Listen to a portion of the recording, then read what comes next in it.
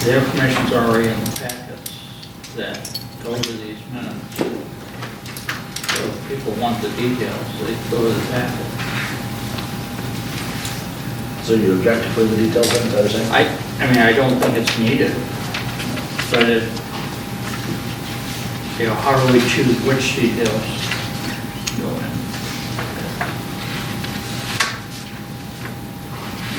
All right, how about if we say that, how about if we add a sentence that the, a summary of the estimated cost of the complete package is available on the website?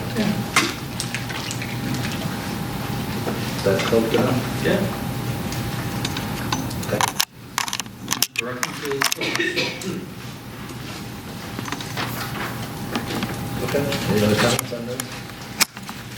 Everybody else concur with that? Here's why. Oh, no.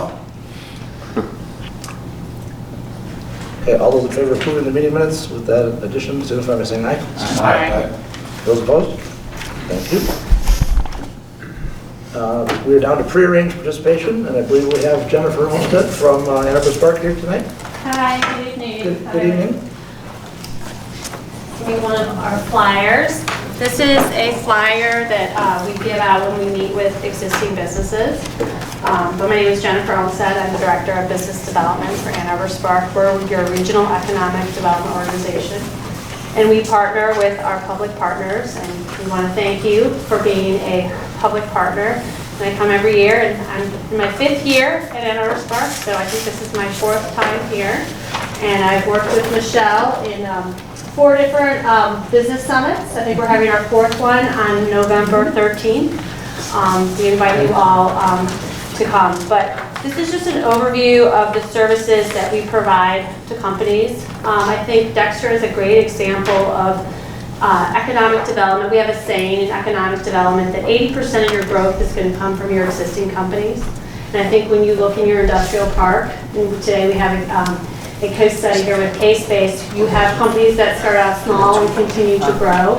So it's really important to outreach to your existing companies. And Michelle and I call on and meet with your companies to be proactive in terms of looking for ways to help them expand their company and look for barriers. And so when we meet with companies, we sort of overview some of the services that we help connect them to. We like to connect them to free services. We work closely with the state of Michigan and the Small Business Development Corporation. We work with companies to help them access capital, look for incentives. There's export assistance program available through the state of Michigan. We help them for funding for training. UIS is an example of a company, I think 3 years in a row has gotten funding to help train their employees. And we help promote talent. Obviously, you are a community that a lot of people work outside of Dexter, but we work to help companies find talent and work to help employees and people in the region find opportunities. And then we also help companies with export assistance programs and connecting on data resources. So this is sort of an overview of what we do. And I just wanted to, I'm here to sort of answer any questions and just thank you for being a great public partner in this partnership in economic development. That's all I got. Mr. Cousins? And I think I noticed in the paper, and it may have been the Sun Times or something like that, that I can't remember where I read it, that there are some communities that are developing things, and they use their Chamber of Commerce in the process of helping bring things, you know. Yes. So my question is to you is, how frequent is that, and what kind of partnership do you work with chambers in doing the similar things that you do with Michelle, or just hear from somebody out of the clear blue sky? You know, we, really it's all about partnerships. So I have not worked with the Dexter Chamber. I actually used to work in a organization. Sometimes economic development organizations are partnered, like they're one and the same, the Chamber and the Economic Development Organization. I used to work for the St. Louis Regional Chamber and Growth Association, so that is an example. But we work with all organizations.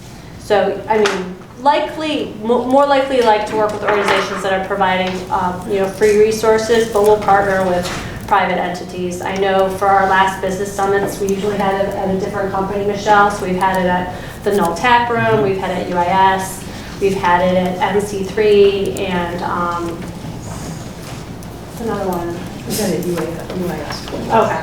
So does that answer your question? Yeah, I was asking more that not how you the chamber here, because has some various things that are going on right now, but with other units of government.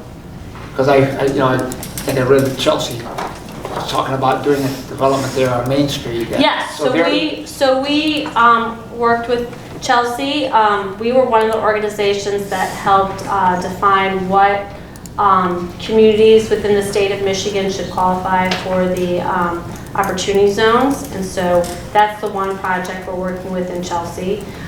We worked with the city of Chelsea. They just hosted their first manufacturing day, and actually Dexter schools participated in that, where they had over 100 students from sort of around Chelsea area, from Jackson all the way to Dexter, come and look at their companies in Chelsea for manufacturing day. And Michelle, I think we have it set up that we could do that next year, but we did have Dexter schools participate in that. Okay. Like, am I helping? Yeah, Okay. to some extent, thank you.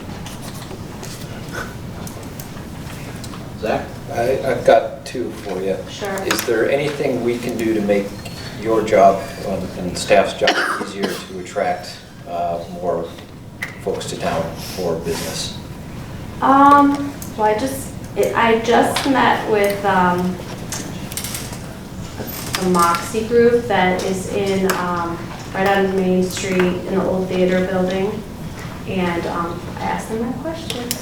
And they're a tech company, and I think one thing you saw is originally when they first came into their building owner wasn't used to doing the build out of having the technology, the fiber cable come into their building.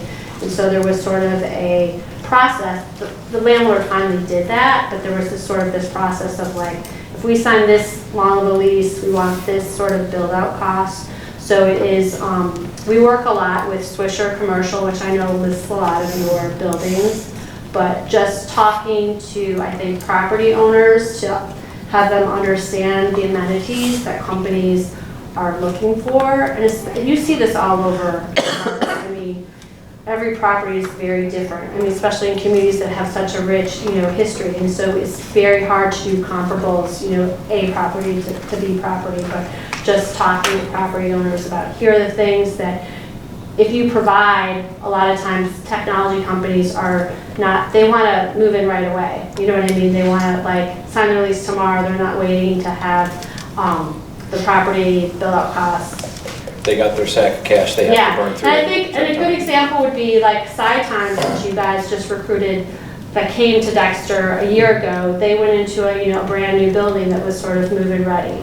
So I think sometimes just working with property owners to help them understand, amenities that other companies, like every company is a little different. Retail will need something different than a hair salon, will need something from a tech company. Okay. And that ties into my second question. We didn't practice this ahead of time or anything. But I think you ask this question every year, Zach. Probably, right? yes. I've been here a long time now, so. This next one is a little variation on that then. Our economic development plan calls for us to want to get more tech and more kind of outdoor experience stuff. Anything we can do to help speed that along? I think, you're seeing that like at the last couple meetings that, I've come to this sense of place and, building bike racks for companies. I remember there was a company in Ann Arbor, and I met with it. It was a startup company. I tell the story all the time. They had 10 people at the time, and they were moving to their second location. And I said, how can I help you? He's like, we don't need anything. We don't need anything. Well, no, really, how can I help you? And he's like, well, we have employees that bike to work, and can you get us bike lockers or something like that? And I said, I'm going to make your day, because the building that you're moving into is putting a bike locker, and here's the phone number you have to call at the city of Ann Arbor. We did, and then he took the last 10 spaces. So the placemaking that you're focusing on, I read the report, the Encore Theater that you highlight. I think, people, Time has moved in. I mean, you're seeing movement in your industrial park with people like expanding. I think really focusing on homegrown, grow it yourself, and companies. I'm sure there are lots of people in Dexter who are working from their home who might want to get out of their home and work, somewhere else. And I know Moxie Group, who I spoke with last week, and they also have another location in Ipsy. Could speak to that. And I know when we do our business summit, we specifically were talking about, companies networking with other companies and small business owners to like sort of create that network. They like to come together, right? Yeah, and have their lunches and shoot ideas. Yeah. Thank you.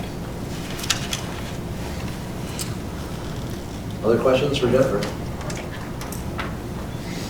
Thank you for coming to visit us. Okay, thank you. Appreciate all you do. Thank you. We are down to item E, approval of the agenda. I don't believe there's anything on the table in front of us to add. I move we approve the agenda as presented. I'll second it, but Katz want to talk about. Well, we vote. Okay, discussion. Motion by Fisher, second by Smith. Discussion. Mr. Smith? One of the things on the consent agenda tonight is setting a public hearing to do with the vacating of a public alley, of which I'm involved with. So I wanted to find out from council. I know when it comes time to, after the public hearing and council's going to take action, I'll step out and let you deliberate on that. But I wanted to know whether council felt comfortable if I go ahead and vote to schedule the public hearing, or if you prefer or not, vote on scheduling the public hearing. I'm fine with it. The difference would be if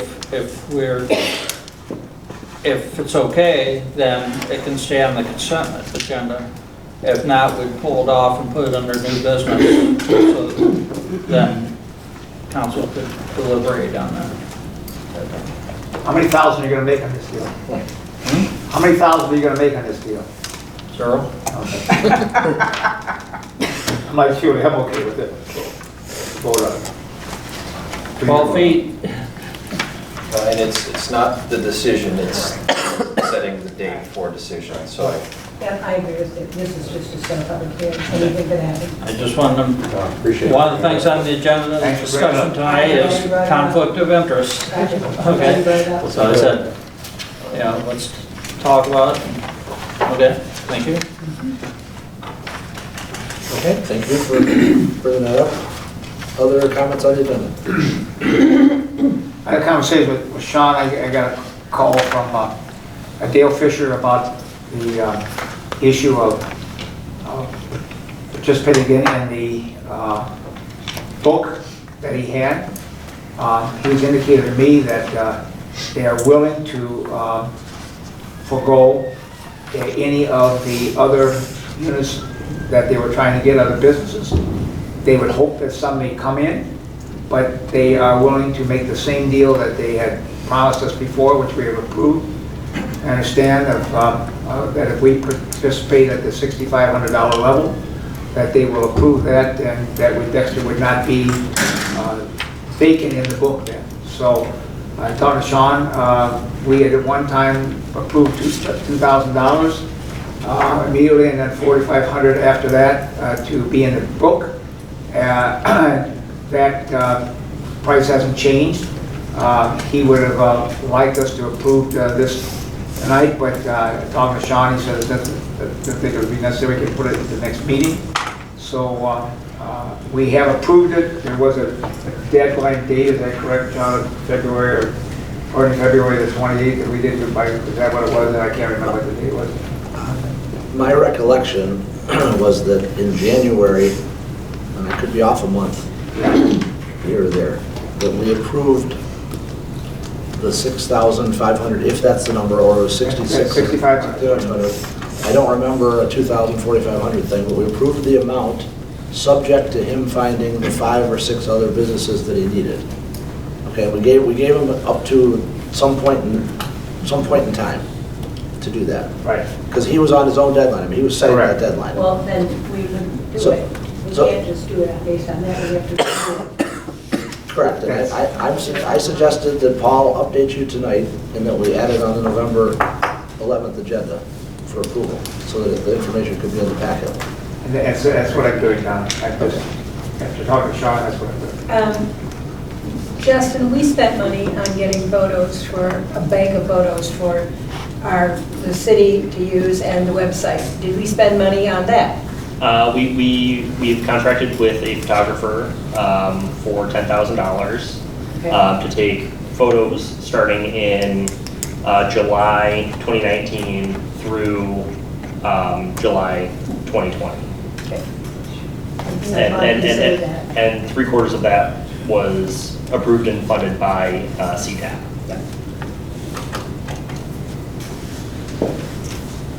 So you're not proposing to amend the agenda? I'm not. I just want to let you know, as was Councilor Sean, that's what he preferred to do, and I'm okay with it. I was opposed. Then we can have an item in the agenda that explains what our past action was and updates the situation, and everybody can see that it's the same cost. And it's- And I tell you why I didn't get on this agenda is because the conversation was after the period of time, okay? That barely did. Right. So, Understood. Thank you for bringing that up and updating everyone. So we still have the motion by Fisher, second by Smith to approve the agenda. Any other discussion on the agenda? Seeing none, all those in favor of approving the agenda signify by saying aye, please. Aye. Those opposed? Thank you. We have one public hearing this evening. It is to hear comments on K-Space Industrial's request for a facilities tax exemption. So the way we do this typically is we open the public hearing. I'll provide a little bit of background on the topic, but Michelle can do that if you would like. And then we'll take public comment. We'll close the public hearing, and then council typically considers action on that right away at this point on the agenda. So with that, I'll open the public hearing at 7:21, I guess? Yep. Okay, and Michelle, if you'll provide a brief intro to what's being requested, I would appreciate it. Okay, so you have all of the information in front of you. You have an application, you have a map of the location of K-Space's facility in the industrial park. Excuse me. You have the evaluation form used to critique and establish a point, establish eligibility in the number of years based on a point system. And you have the resolution that you would adopt tonight.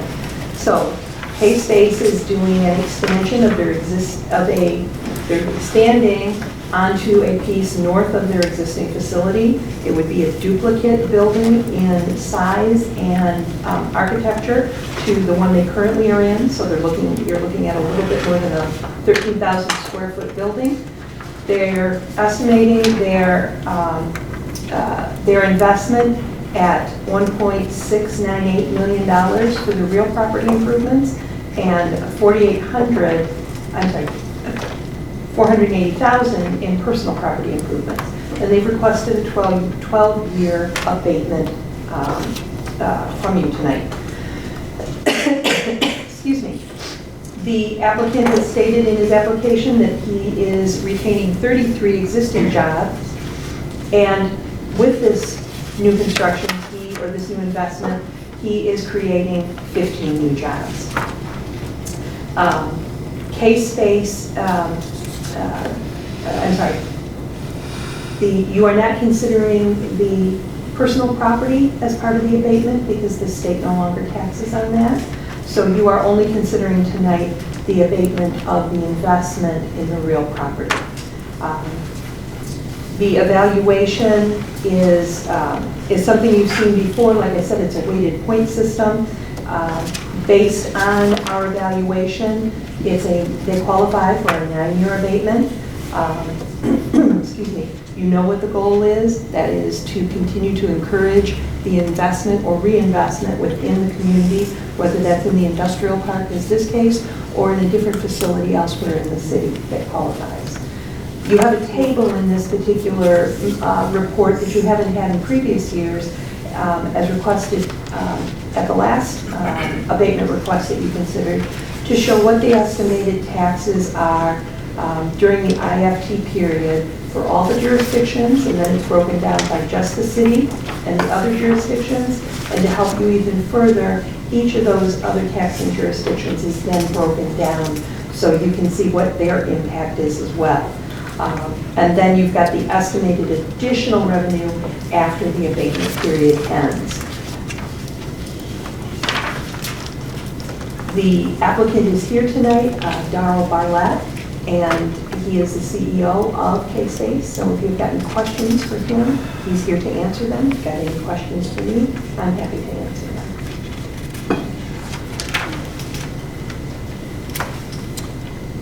Michelle, just one question on the application. Yes, sir. Remind me, do we add both the city points and the school district points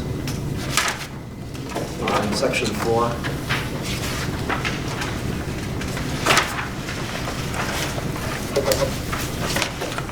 The maximum, yes. So based on the months that they've been in the community, you add them together, but the maximum that can be gotten is 10. It's kind of interesting. Yep, okay. Okay? Okay.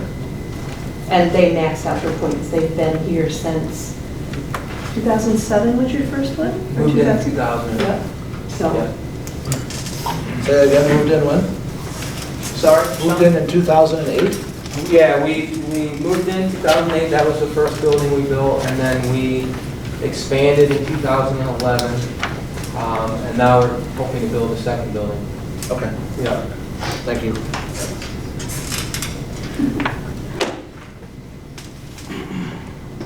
That was my only question. okay. I should point out too that, as Michelle said, we currently have 33 employees, and actually, we have a good chunk of employees that physically live in Dexter. Of the 33, we have 6 that live here. We have 9 that are actually in the school district. And we also work with the community pretty extensively. There's a couple neat things that we do. First of all, we're a high-tech company, so I think you guys are interested in high-tech. Long story short, we build metrology tools, which means it's a fancy way for saying we build measurement tools, historically for the semiconductor industry. But in the last 7 or 8 years, we've expanded into solar metrology tools. And you guys may be aware of First Solar, which is down in Perrysburg, Ohio. They're one of our biggest customers now.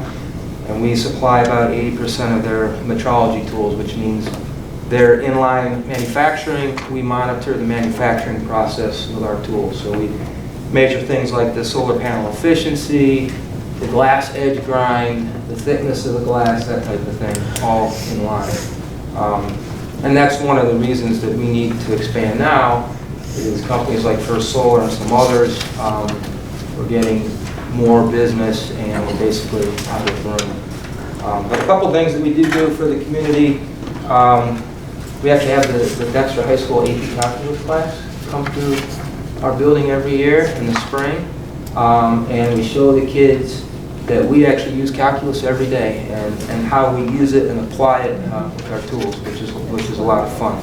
And I think sometimes they struggle to see how can we use calculus in the real world, and we show them how to do that. We also we do hire a summer intern, or sometimes 2 every summer, and probably 80% of those interns are high school students from Dexter getting ready to go to college, and we bring them in. They're typically going into engineering or science. We bring them in and they intern with us for the summer. So we definitely are involved in the community, love this community. I came here in '02 from Ann Arbor with my family. Like I said, we built the first building in the research park in '08, expanded in 2011. Now we're basically going to double that size again. But it's expensive, as you guys know. We pay about $30,000 in taxes now, and there are some abatements still in place with that, so that's going to go up. And we're looking at another $30,000 a year at least. So certainly that abatement will definitely help us to expand and continue to give back. So, It's great that your business is doing so well. thank you, appreciate it. Keep our fingers crossed it keeps going.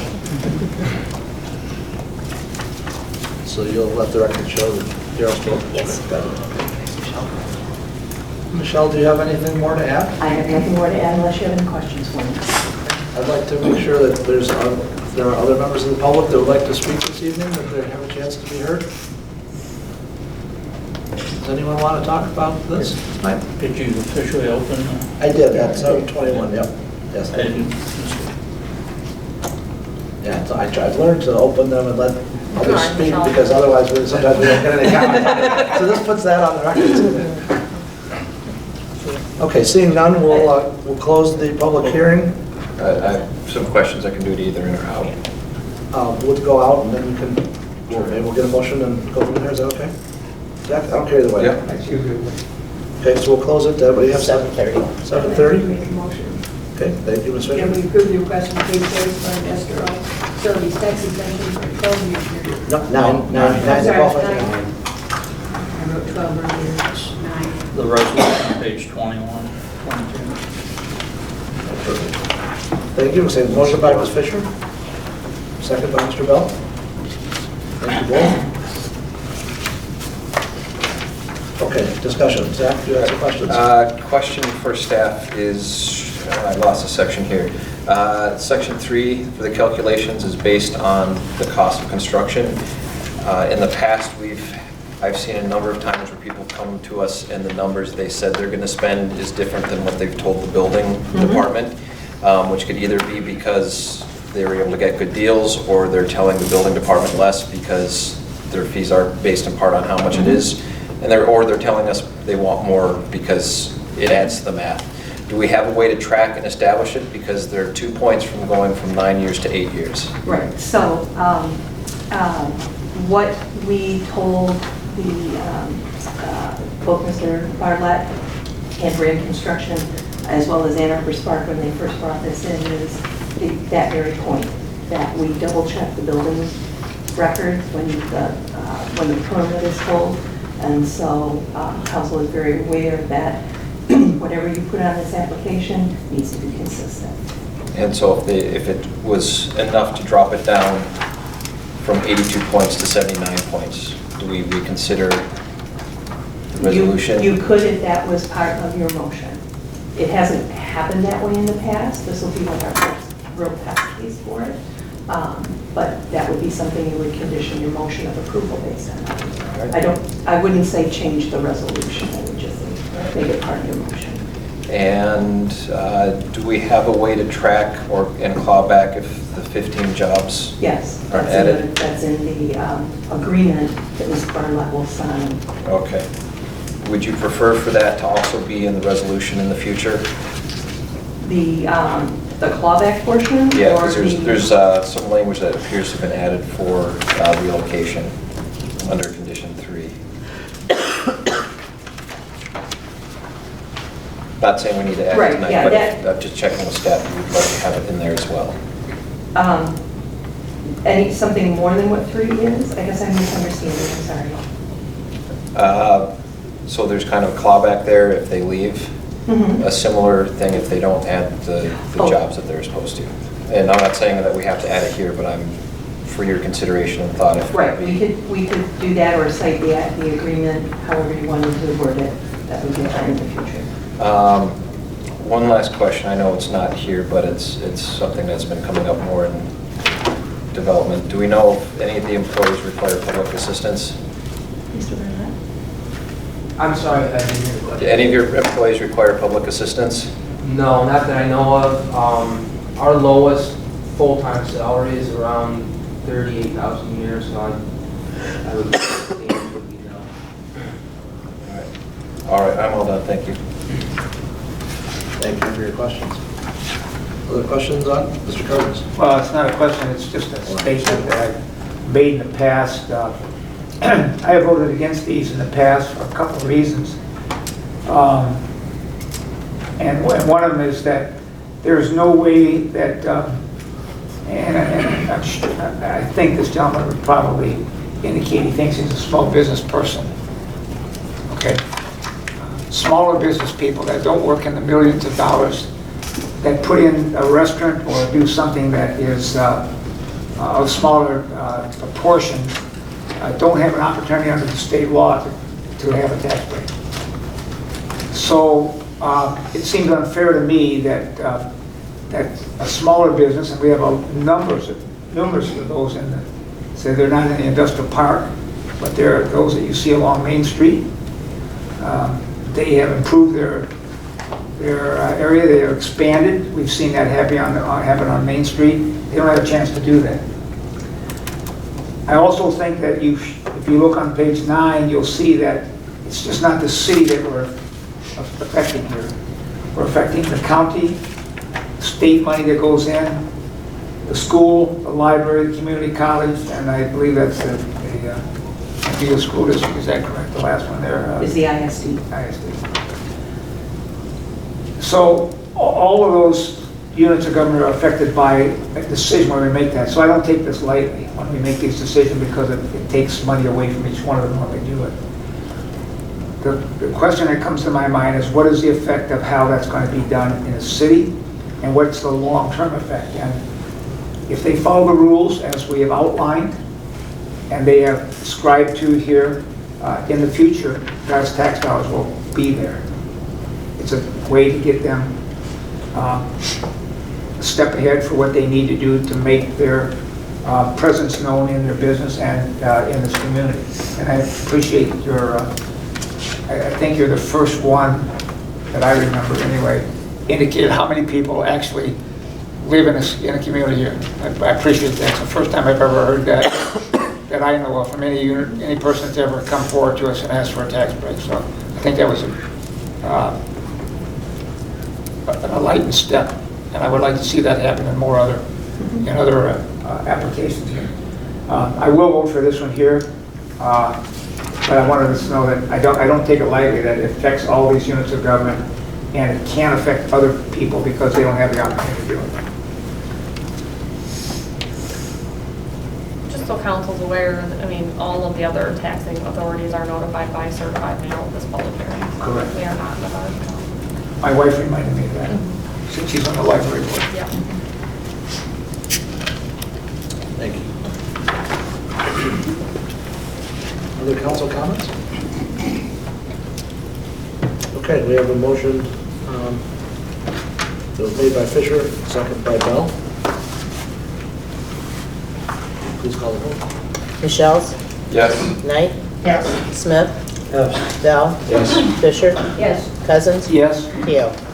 Yes. Motion carries. Thank you for your continued investment in the community. Appreciate it very much. Thank you, everyone, appreciate it. We are down to non-arranged participation. This is an opportunity on the agenda for anybody in the audience to speak on any topic, not limited. If you wish to do so, please approach the podium and state your name and address. Is there anyone that would like to speak this evening?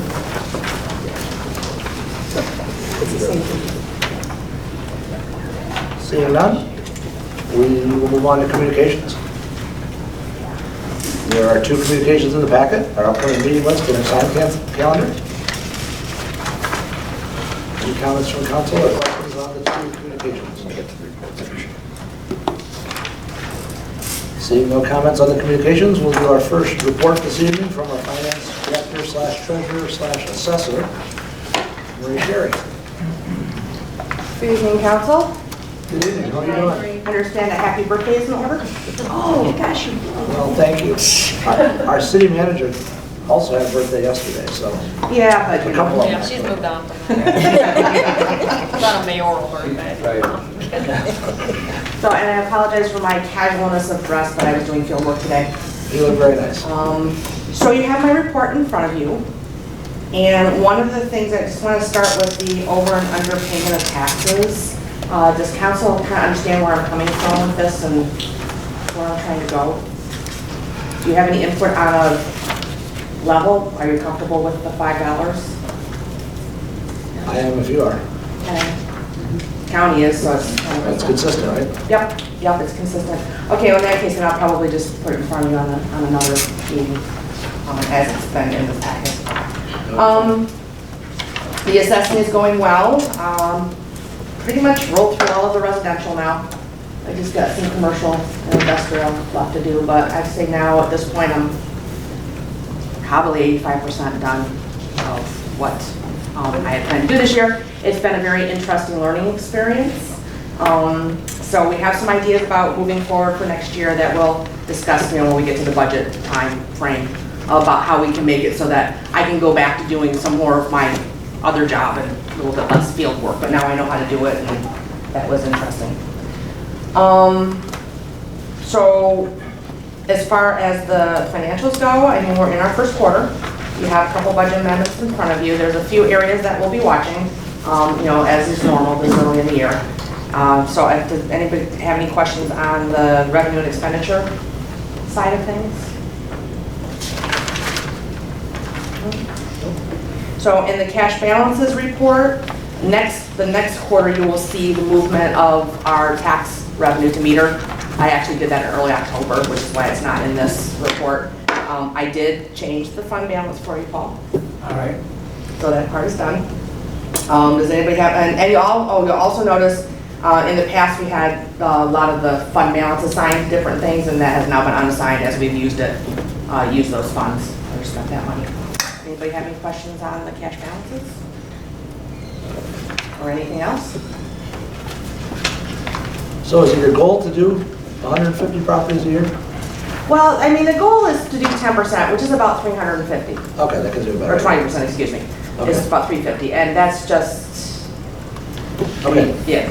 Okay, I just was curious as to the number. Okay. Yeah. So with the residents, or with the permits and the sales, we're usually, it looks like we're last year and this year both in about the 150 range with those. And then I picked up some, like, they call it roll cleanup work, basically things without pictures or stuff like that.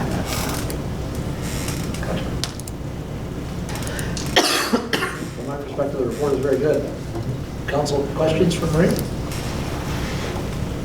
Thank you for your good work. And I would like to emphasize and also thank staff, the other staff members who have both picked up things that are my normal tasks while I'm learning how to be in the practical side of assessing. I said that in my report, but also while my family and I are dealing with what we're dealing with, it's been just so supportive, and so I really, really appreciate that.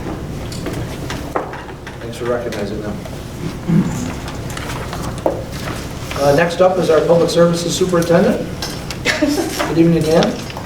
Good evening, Council. In your packet, I provided a report, and I also have some updates. I'd like to start with Central Street first. They got all the crosswalks in today, concrete's down. So I'm thinking that November 4th might become a reality. We're open, house on that. Looks pretty good. That's a week from today, right? What's that? Is that a week from today? Yes. It's going to be close, but at least the concrete's in. Ann Arbor Street, they finished the concrete on that crossing today, and they were putting black dirt, topsoil down on that. Also Dan Hoy Road. They finished the one side of the crosswalk on Broad Street that was part of the Central Street project. That was done.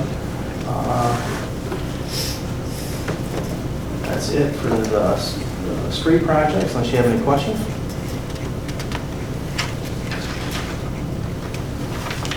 On my water report, we're about a half day away from finishing up flushing hydrants, so hopefully we'll be done with that tomorrow. Raymer will be in tomorrow, our well guys, to look at well 3, somewhere around 10:30 tomorrow, so we can figure out what's going on with that. Wastewater report, we have grass coming up, it's about 1 inch high. I'm sure it's not going to last long this frost that we've been getting. I wanted to thank Doug from the Sun-Times and the nice article that he had in there. Him and Eric spent a lot of time back and forth emailing to come up with that, and thank you very much. It's fun. The open house was great. Thank you. I thought it was very I successful. did too. Really good. Right. It was good to see kids there too. Yeah, and there was also other, I mean, outside of the city, people showed up to see. I'm sorry, mister, I was looking for the lobster and the steak. What's waiting for you and Scott? Okay. Special tour. It's pre-digested too.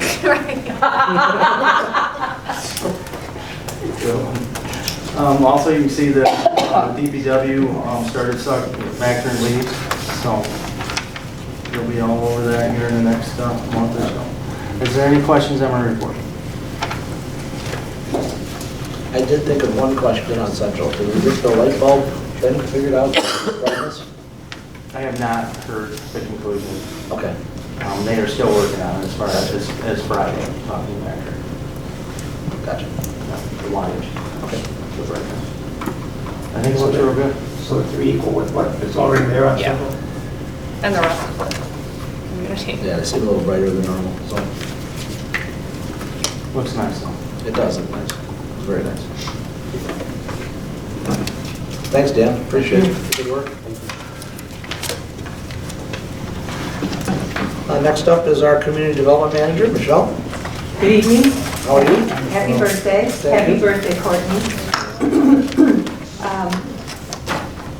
You've got my report in front of you. This could be the shortest report I I was ever going to say, did. it's pretty well shot.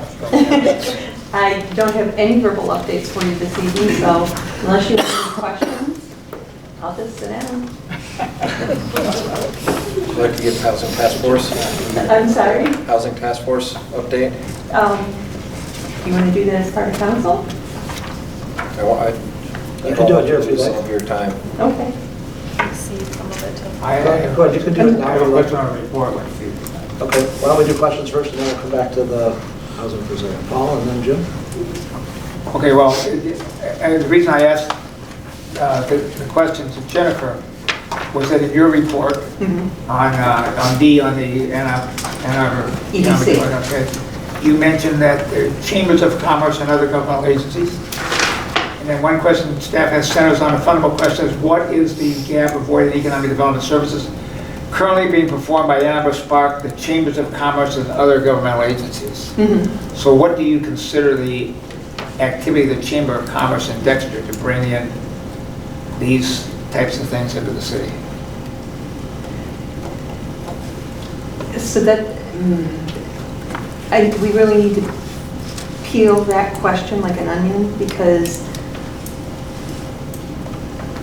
I'm not sure I'm interpreting the question the way you mean it. So I'll do the best I can with this. Well, just tell me what you meant by those two things. So in the this, effect of those agencies with what you've stated here. so what I stated in here is what the EDC had identified when they asked us all to come to the meeting, is that what they are looking or potentially looking to do with all the regional EDCs would not duplicate the efforts of Ann Arbor Spark, the Chambers of Commerce, or other governmental units or agencies. So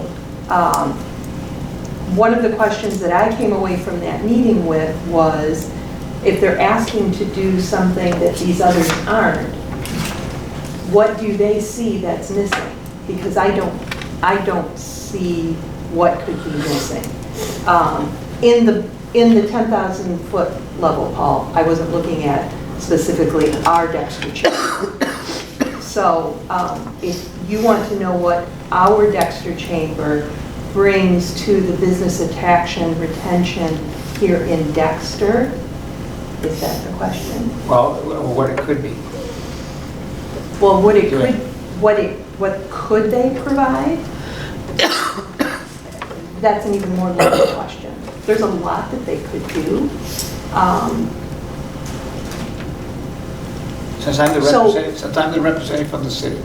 So one of the things that the chamber can do to help the city that Ann Arbor Spark doesn't do is specifically those non-industrial tech businesses. So they can help with retail.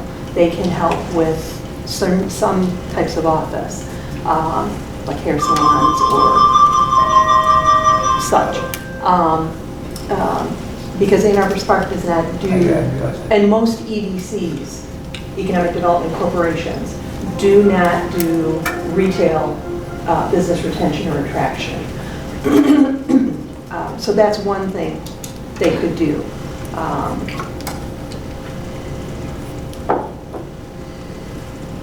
Okay. I think your question is... I'm done.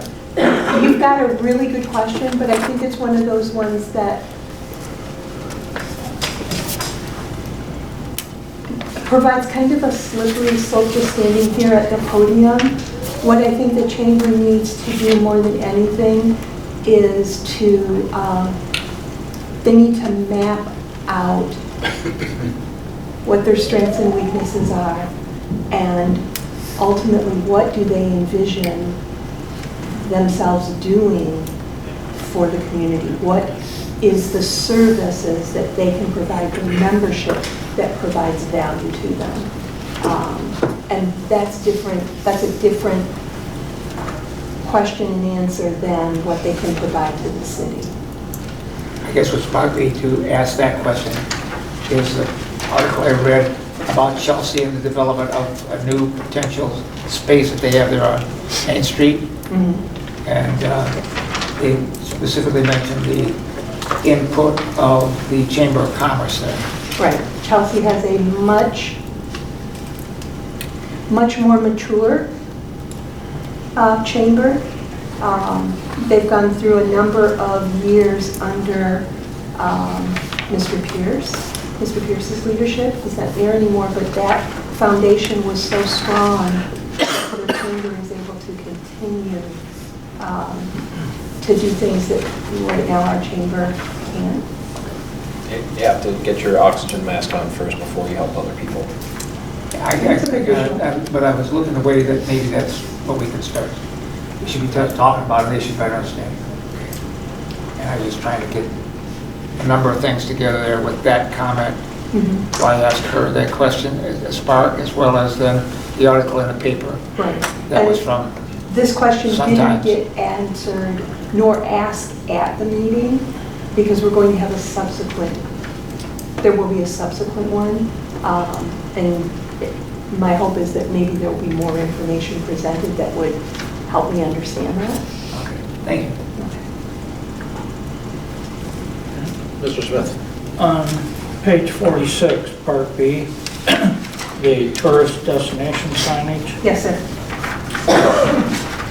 I strongly feel that no additional sign should be attached to the street sign there. In the roundabout. Roundabouts are confusing enough for people as they are. There's no need to put additional signage in there. Well, that's, it's interesting that you should say that because the city engineer, whose review I did get after this, has basically said that. And so I am working with the Washtenaw County Road Commission on the possibility of co-locating on the existing Dexter Business and Research Park sign that's on Baker Road between the two roundabouts. Hopefully, they will be comfortable with that. It will require the pole to be taller because you have to have that minimum clearance at the bottom of the sign. So we're working through that.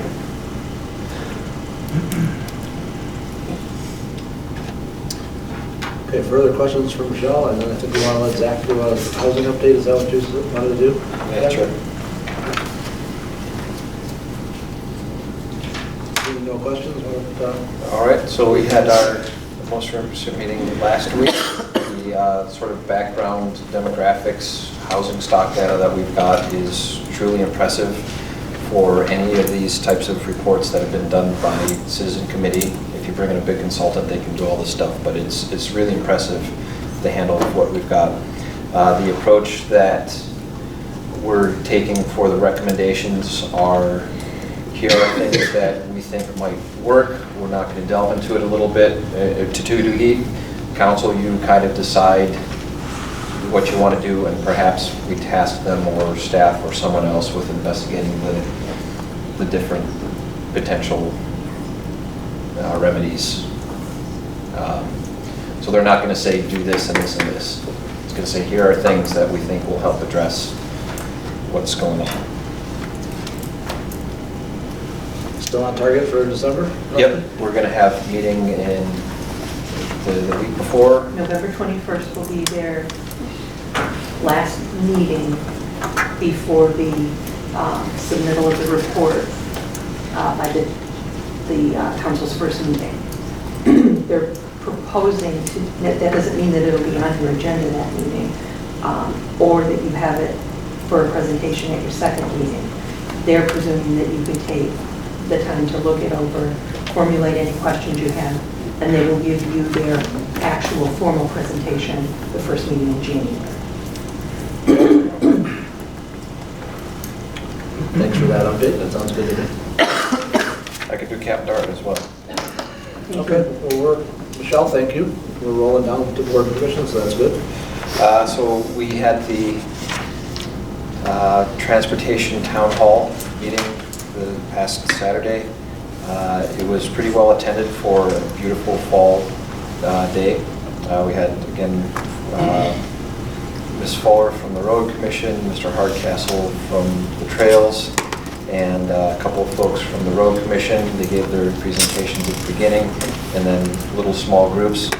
The thing that surprised me a bit is that we didn't, at least the groups I was with, didn't hear a lot of fix this thing or do this project or that. There was a lot of people trying to get information that just didn't exactly know everything that was working on or how to get in contact with folks. I did follow and act as the scribe for Mr. Hardcastle, and the demographics, as one might expect for these types of public meeting this time of year, was a bit older. But I was surprised with how many people are very actively using the trails even in that group, and it's going to be good trails when they're getting built out further. That's all I have from that. Thank you. Are you going to post notes of that? Yep. Okay. Yep, we're actually working with City of Chelsea to have Cap Dart minutes posted there, because now it's just kind of here and there. There's no place where you can go back and see what the heck did they do at their November meeting in 2012. Okay. So we're working at getting that archived. Did you have a question? No, I just kind of wanted to comment on like how the school's going and stuff like that. Great. So like last weekend, field hockey won Division I in states. I was there. I sat through all the rain. Yeah, I did not. It was. Some of the real fans there. Yeah. So also the football team made the playoffs, and their first game's this Friday. I think it's a home game. I think it's either at 5 or at 7. I don't know the time that much, but I think we're going against Bedford. I don't know who we are. Going against. Also, the past weekend they had the Wizard of Oz in our school, and I think that did well. I didn't see the show either, but I heard it went well. I saw it was fabulous, it really was. Yeah. Very nice. And I think a week ago or two, the volleyball won the SECs too. So. Okay. Sweet, right? Very nice. Thank you for those updates.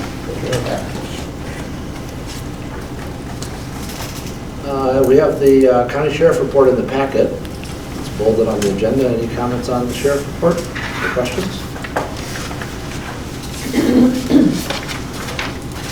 Okay, we'll move on down to the city manager report, please.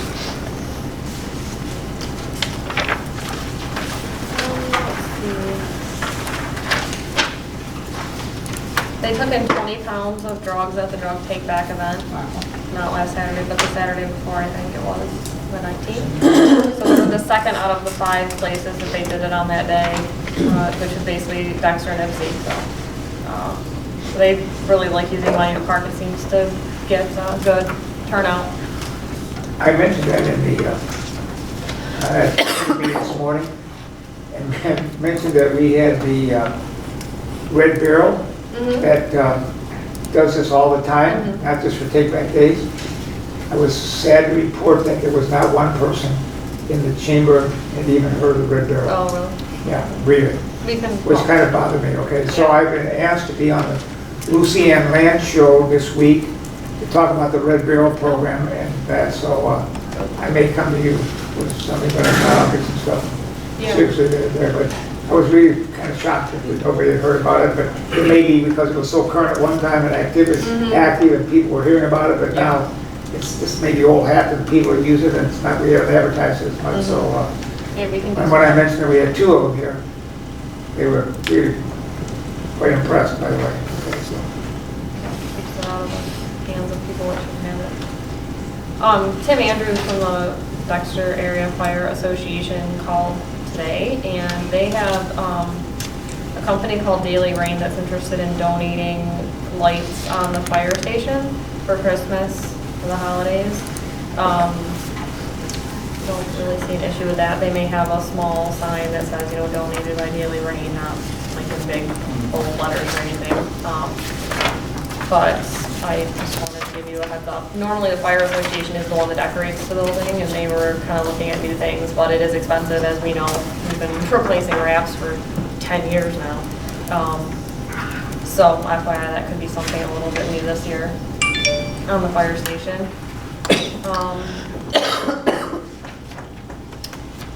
Work sessions, we need to schedule a work session in, I think it was one of the 2 meetings in November to review the SAW grant information, because that's being finalized. The other thing that we need to talk about is the crossing of Mill Creek. So I don't know, in going over that information that has been in the packet a couple of times now, but we've never really gotten into it. Jeff Hardcastle will probably be there, maybe the county. Do you want those to just be before meetings? Do you want to put them together on a different day? Do you have any thoughts on scheduling those things, or what you'd like to do? Prior meetings, you're all here anyways. Sit down, I didn't hear you, sorry. I said that having them prior to a meeting, we're all here. Right. So that seems to work well. I agree with you. Okay.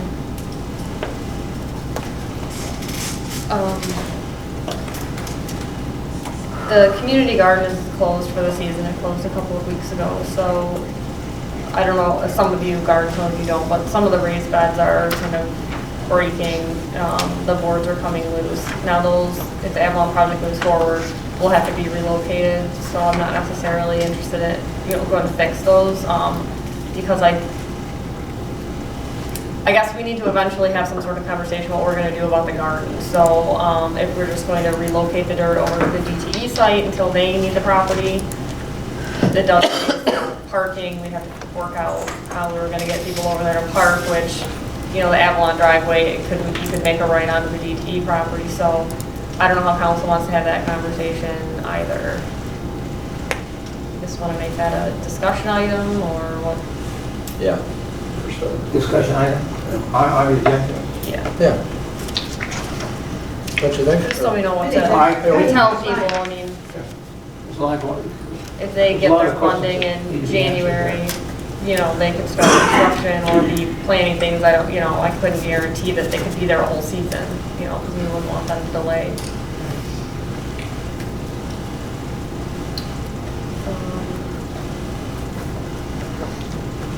And before that, if you can have, we're going to have a meeting, some diagrams and stuff that. Yeah, to show the site area. Yeah. I did meet with Jim Carson and Councilmember Fisher about the senior center, so it looks like we'll be okay through 2020. After that, the senior center won't be accessible for meetings any longer, so. And fortunately, it takes us through the election season, because 2020 is obviously a very large election season, so it's nice that we don't have to change anything. But we will have to find a new polling location as well for 2021. On that issue, would you mind reaching out to the schools to find out if there's space available? If we were to have to go there until 2021? Yeah, there will be. We'll just have to pay for it. They never. That's good. I think, what did you say, Donna, that they used to do it at Wiley? We used to do it at Wiley. And it actually worked okay. We just known that. I'm curious to know if that's still available or not. Specifically at Wiley or somewhere at the school? No, just if any of them are available, that's as good as any to me, but I'm just curious, we have to reserve something ahead of time, we'd like to do it. Really? Is all I guess. I think about that, the building's been changed. Yeah, well, we'll be there Wednesday for the Grand Street public could look it over. hearing, yeah, for the Grand Street. Then, actually, yeah, Wednesday is the Grand Street public meeting, if anybody wants to attend. OHM has a few slides, 14 slides or so on a PowerPoint. When is it? Wiley, 6 o'clock on Wednesday at Wiley. This coming Wednesday? Yeah, 2 days, the 30th. So the letters went out 2 weeks ago. I haven't really heard anything back yet. I don't know if that's good news or bad news. At Wiley, yeah, because I figured it was closed, so if people wanted to walk out and show specific things, we could do that. I think the Mill Creek Park North Library sidewalk is in, at least that's what I've heard, everything down there.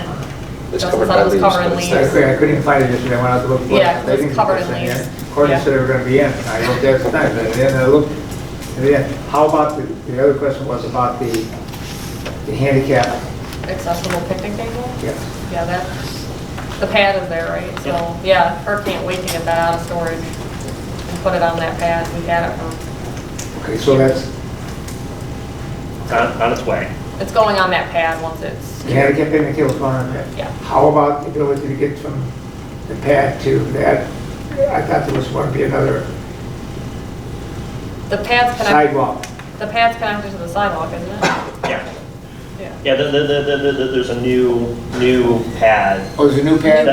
We're gonna that's just off the sidewalk. Yeah, we're getting rid of the old pad All right, and then, and put a new one, Yeah. the new one's in already. When they and did the other one sidewalk. is, yeah, Well, that's part of the covenant too. right. So the other question was,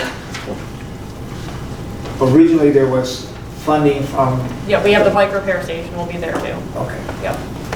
So yeah, we're getting all the stuff out of storage and into society, so it's very. Yeah, Kurt just thought that the concrete had to cure a little bit more before we installed the bicycle repair stand. Thank you. I have my answers. Thank you.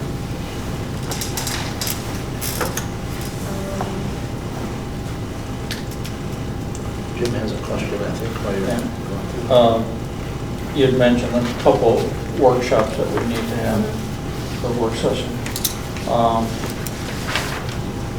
We need to sometime figure out when we're going to do another facilities work session. You know, by the end of 2020, we need to come up with a solution for meeting space. I mean, I know we can rent from the schools, but it'd be nice if we had a plan in place, you know, toward solving the problem for city offices and possibly meeting space. And we need to decide too what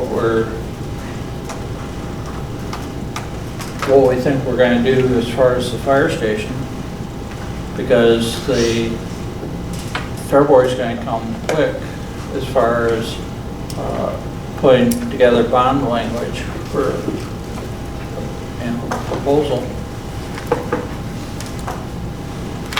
So, you know, we need to take some time, sometime in November, early December, to have a facilities meeting and,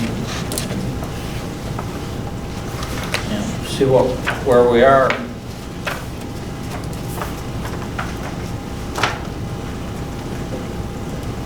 See what the plan is going to be.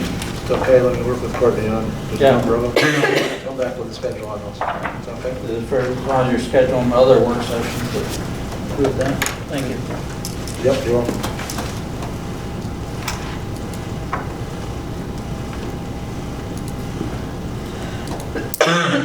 Courtney, on the Mill Creek Park Phase 2, we've got the bid letting in January. Do you think we'll be able to award it quick enough that they'll start in February or March? Well, it only takes a few weeks if it's not wildly over the budget. You know, we had a delay on Central because it was 25% higher than the estimate, and then it throws it into an MDOT review committee. So if we don't do that, then it only takes like 3 weeks, but. And based on emails that I've exchanged with Smith Group and the state, there is potential for us to get into a December bid letting. They're not able to guarantee it at this point, but we're strongly requesting to get in as early as possible, which could be December. Okay, thank you. Likely January, but possibly December.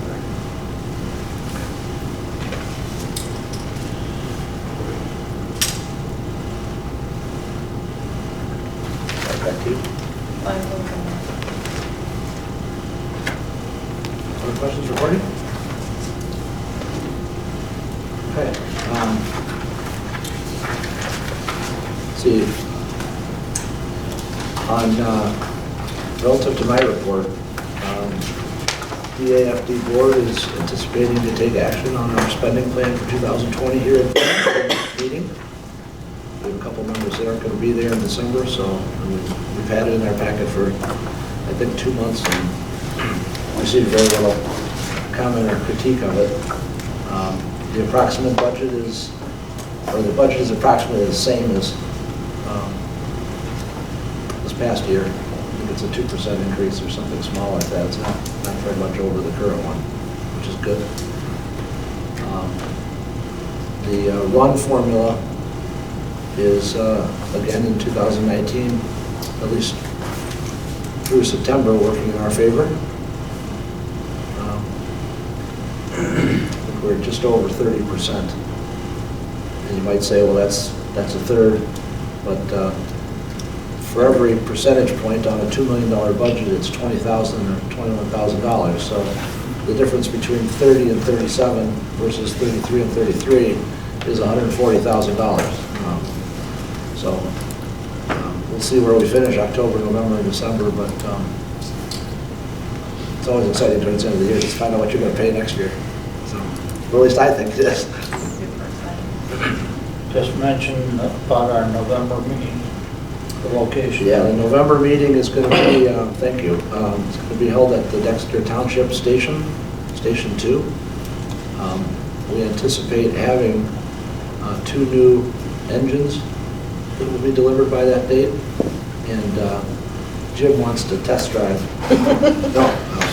No, we're going to get to view those as part of the meeting or prior to the meeting. So, And what's that date the again? chief and the firefighters have worked awfully hard over the last year to, November, it's the third, give me a second, it's the third Thursday, so it's 11/18/2021, November 21st. Thank you. I hadn't gone that far out in my report yet to have that in my packet, so I had to think about it. Okay. But November 21st, Paul, it's a Thursday, 6 o'clock p.m.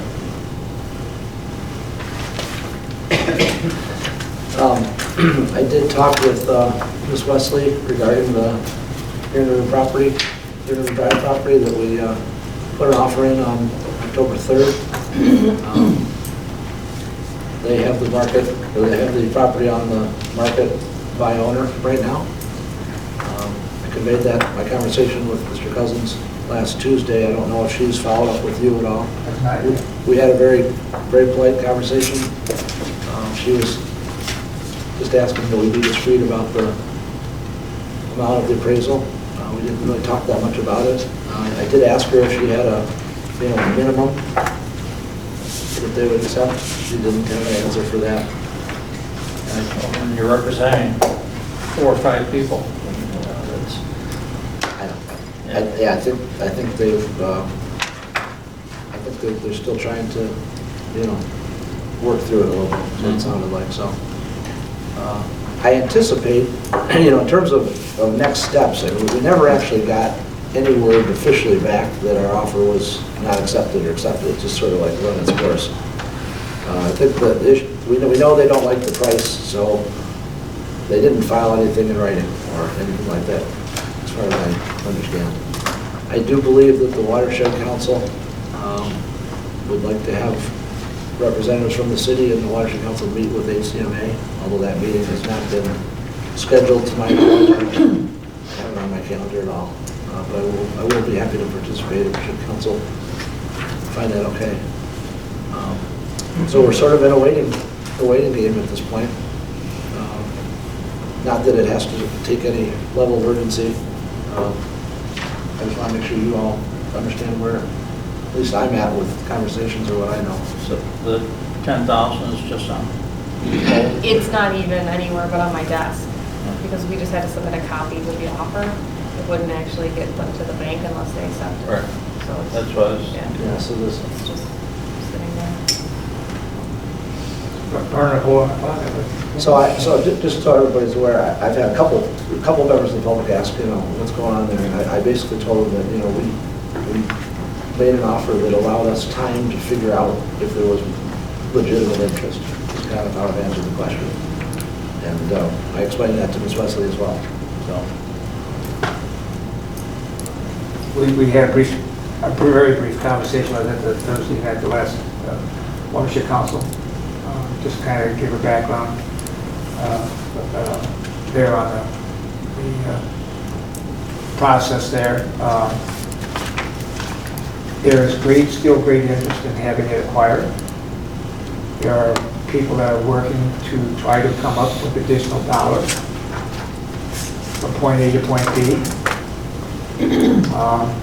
There are some philanthropists that have an interest in that and are willing to share part of their money to do that, but it's not been completed yet. And it's still a little shortfall. I think one of the questions that we have to explore, as Sean mentioned, was what HCMA's goal is, and do we want to take it on, thinking we would be able to do that and then apply for grants in the future for development through a trust fund, or what it would be for us as it relates to potential maintenance in the future. It's been mentioned here about that, because all those types of things have to be worked out. But I think that there's still a great interest in, from the Watershed Council, not just mine, but from the whole Watershed Council, of having that acquired, particularly from the staff. And as Sean said, we're just waiting. It could be sold tomorrow. It could be sold a year from now. It could be sold anywhere in between. We don't know. And I think we're just kind of at the mercy of them and what dollar figure they have. And we've been told they've had offers that are more than ours, less than what they want.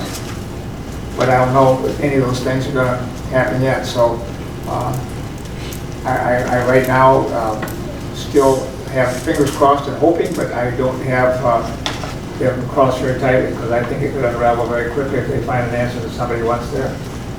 Could do it there, but they're just looking to buy a piece of property to have a nice view. Anybody can do that, or they can live in that house and have that view for approximately $400,000. Well, council will recall that, give me 1 second, Todd, and I'll come back to you. One of the questions was whether or not there could be like a land conservation fund or something that could buy it and hold on to it, that, has available funds different than HCMA or the city, with the idea that in the future, one of those parties could buy it. Of course, that kind of a fund probably wouldn't want to buy it without some type of commitment that somebody's going to try to buy it from, back from at some point in the future, which is the challenge.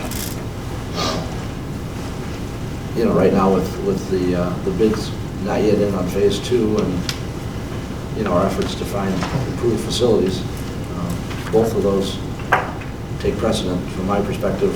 If we have, 300,000 or 300 and whatever to throw around at this point in time, because I think those plans are more important at this point. But I want to make sure everybody here knows what's going on. I think I sent one email out updating you guys on where it was over the last week. I'll continue to do that if I hear anything or run anything. But for now, I just wanted the public and you guys to know where we are with. There's really not a lot of activity other than the conversation I had with Leslie last week. Don, thanks for the... You mentioned here in the Watershed Council is interested in acquiring. Who do they think should have it? It hasn't been determined yet.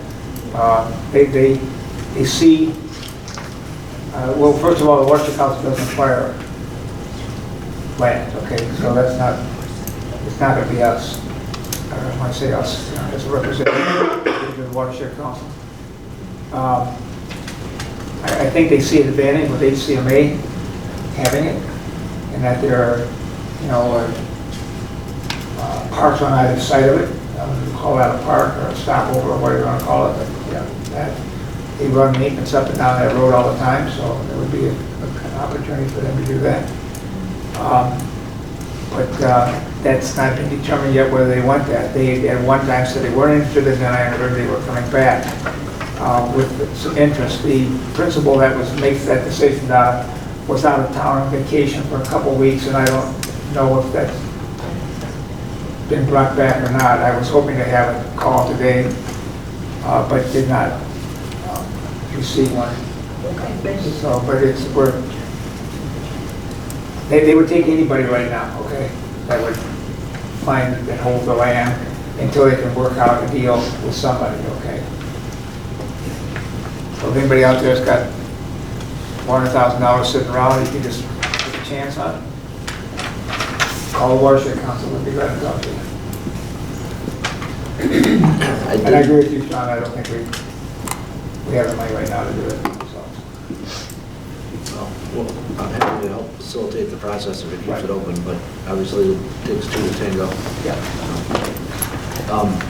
Just a quick note on the DDA meeting, and I apologize, I didn't bring a copy of this to share at the meeting, but there was a really good summary table that Marie prepared on the tax capture for the Grandview Commons.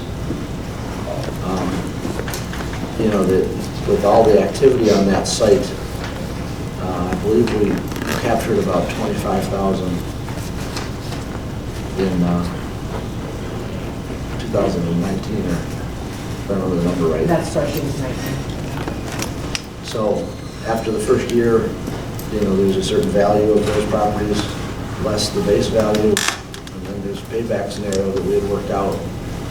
If you have time or if you're interested, I'd encourage you just to pull up the DDA packet online and just find that spreadsheet. I'm happy to answer any questions on it. I have it in front of me, so I don't want to take a lot of time and try to go into a lot of detail, but we had a pretty good discussion with the DDA on that. As he continues to build that out, yeah, that's a significant project that will affect the DDA in a positive way. Anyway, maybe you could all take a peek, and if you have any questions, let me know, or I can touch back on it, or Maria and I can touch back on it at another meeting.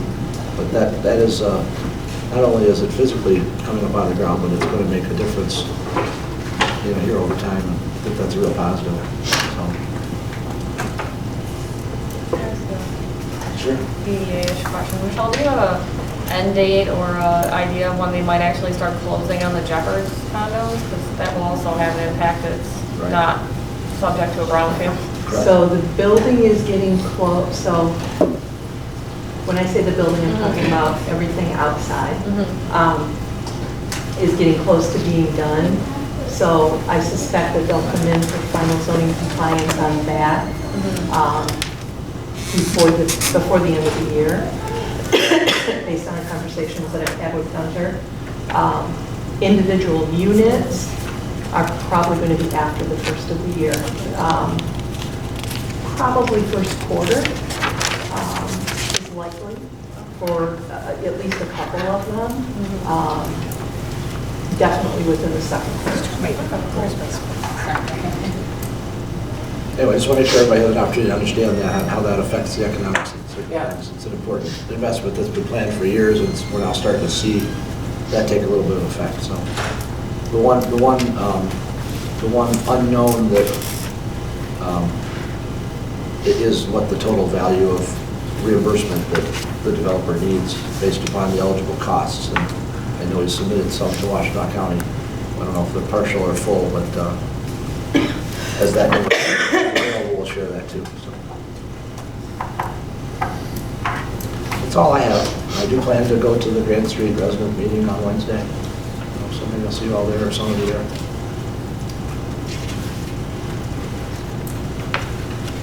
Okay, move on to bills and payroll, or I'm sorry, the consent agenda. Excuse me. I move we approve the 7 items listed on the consent agenda. Bills and payroll in the amount of $563,873.23.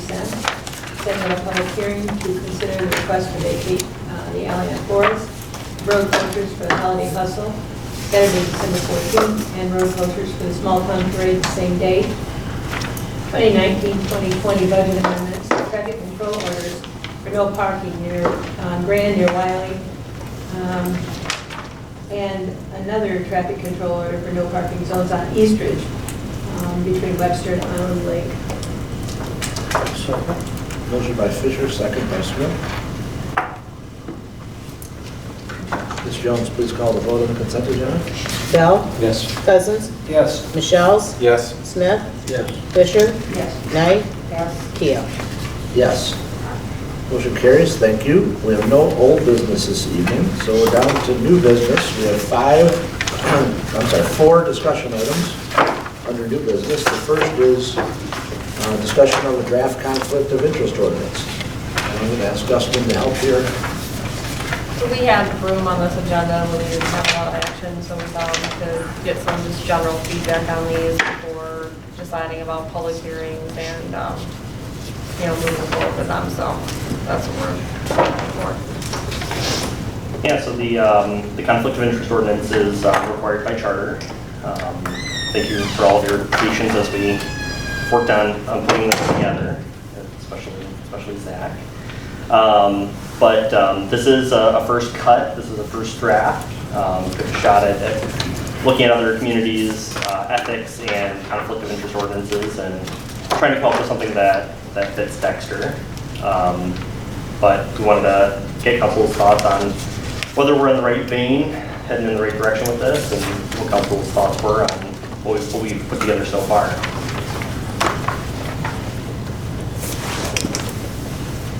And if you hate it, you're not going to offend me. So what does the censure thing mean? Say it again. Censure. Yeah, in section, hold on, almost there, sorry. Violations and penalties. Yeah, under section 8, it talks about any member violating this chapter is subject to censure by unanimous vote. What is it? Explain what that practically means as well as from your perspective. So censure is a public. It's a vote of the council to publicly indicate that someone has done something wrong. Even though you as a council may not necessarily be able to vote one another off the island, you may be able to indicate that the behavior is less than ethical, and let the public know that by vote.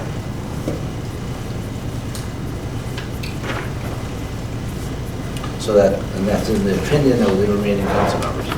Yes. And that's common in these ordinances? It was in at least a couple of them. What were other penalties? What would be an example of another penalties? I guess really where I'm going. I've not read a lot of these, so Sure. I get the conflict. I get the concept of conflict of interest very well. But well, I think the options for penalties, the outside of censure, one option is to send it to an attorney for legal review, whether or not a law has been broken, for potential prosecution, potential removal from boards and committees that they sit on, things like that are some of the other things that I saw in these ordinances. It's very common for planning and ZBA and those types of things that if you've done a conflict of interest, that you can get kicked off. It's covered in the malfeasance. Yeah. Bit. But they're not elected officials. Correct. No. They serve the public. Yeah. However, if it were a city council member going against the ordinance, then council as a whole might opt to remove that person from their sitting boards and commissions that they Not offer for council. Not on council. And it could be. that was really the only question I had in terms of after reading through it or for the first time. And it could be, penalties by law. If you violated those and took money and that, so that's a possibility too. We hear that all the time. If you don't believe that, just see what happened to UAW recently with 8 people. We could include something to the effect of violation believed to be in violation of the law may be forwarded to the city attorney for additional investigation for criminal charges.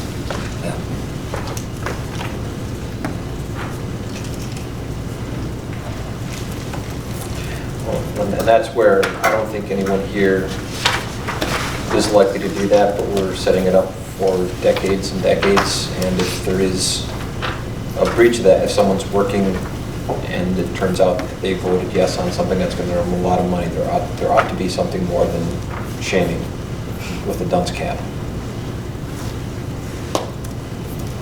The Watershed Council, we sign one of these every year. The actual document that we sign, name on it. Now, I don't remember all the details of what it is. I just signed a thing because you're not going to make a lot of money at the Watershed Council. They did decide to do so. Keep going, Zach. Is there anything magical about the 3-year retention? Not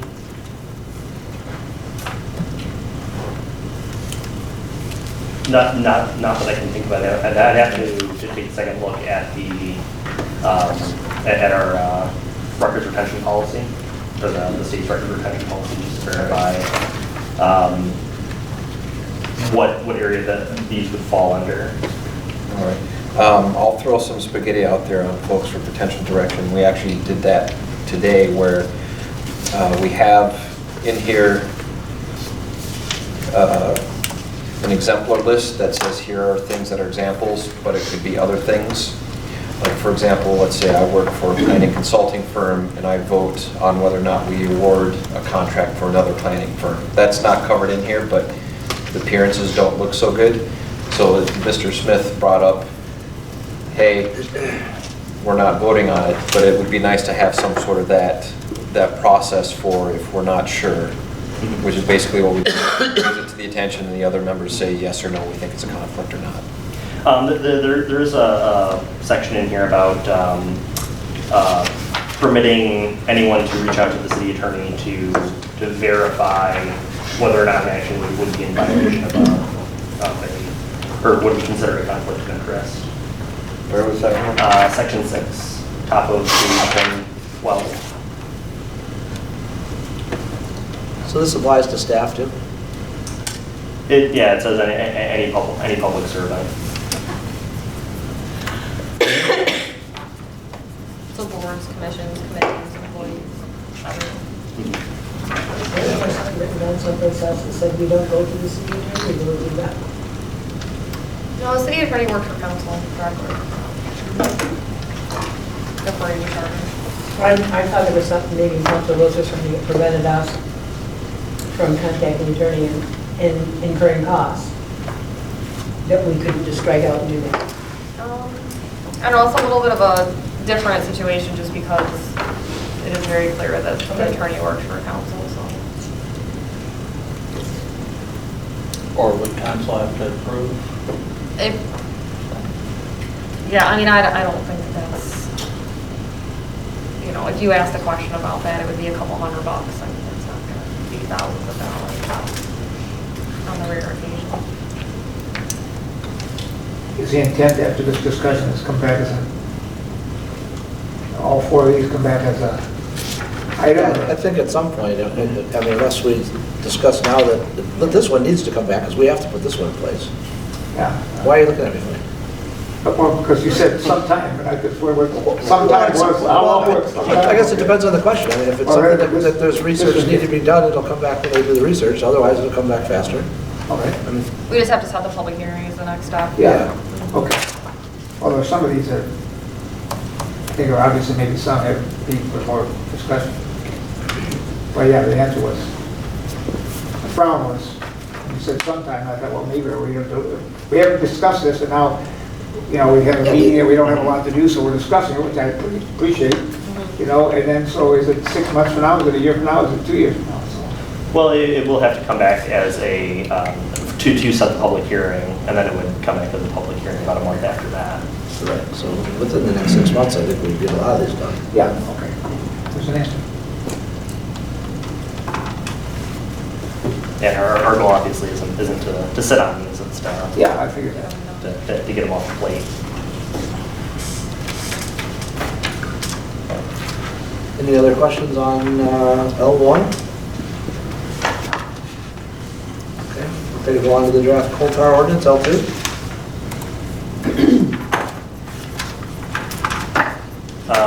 So we've had this coal tar ordinance in place for a couple of years now, and we've gone through a couple of registration cycles. So we thought it might be a good time to take a look and evaluate it for how it's done, how we've implemented it so far. So far, we've only had one reported case of coal tar being laid or a high pH sealant being laid. And I think that taught us quite a bit. Specifically, how do we address cleanup in the ordinance? Because right now, the ordinance talks about fines being imposed, but it doesn't specify to whom the fines are imposed, whether it's the company who placed the offensive material or the business owner or property owner. And then, even if fines are imposed, that doesn't necessarily require that the material be removed or eliminated. So, with providing these a couple of options to you,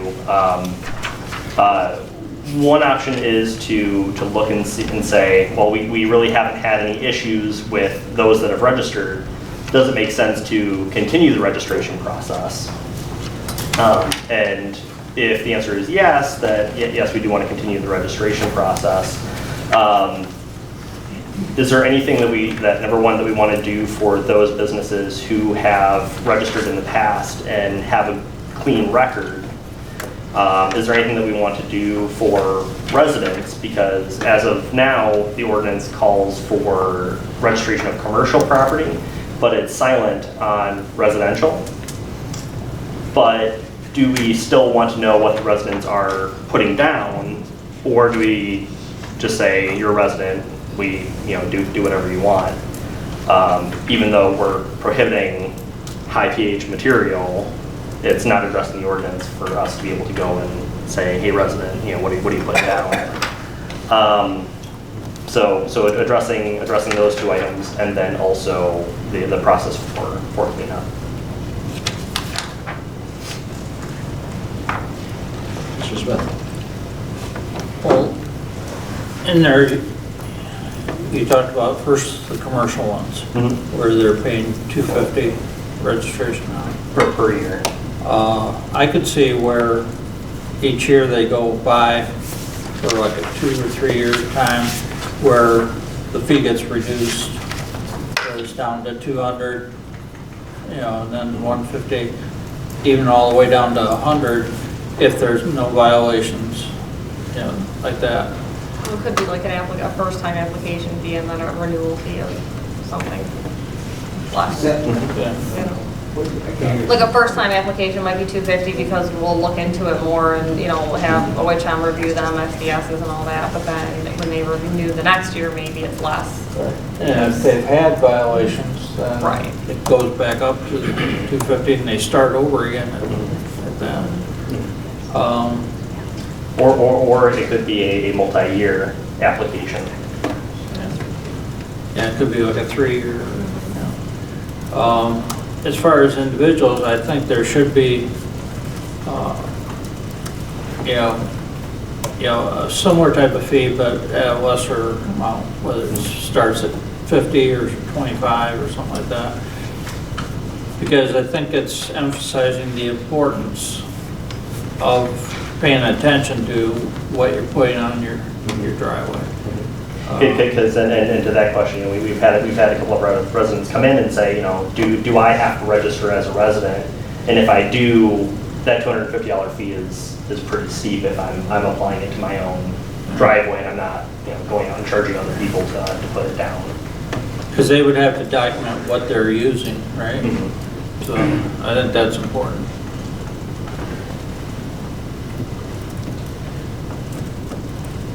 Zach? Just rough ballparking, how much does it cost for us to review an application when a new company comes in the door? It's about 1 to 2 hours of staff time and OHM time combined. So probably a little bit less than 250. Personally, I'd like the annual review because you have to, everyone gets in the habit of doing it. If we are legally able to do a different fee for the first time in the door and the next renewals, I'm comfortable with that. As Mr. Smith said, I think it would be good to have some sort of process for residents to go through, because even though it's not as big an area, my understanding is that these chemicals are really harmful, and so that sort of awareness is important to raise. It's also where children play. That was one of the emphasis, and we made their first. And drop things and put it in their mouth. And Chopping.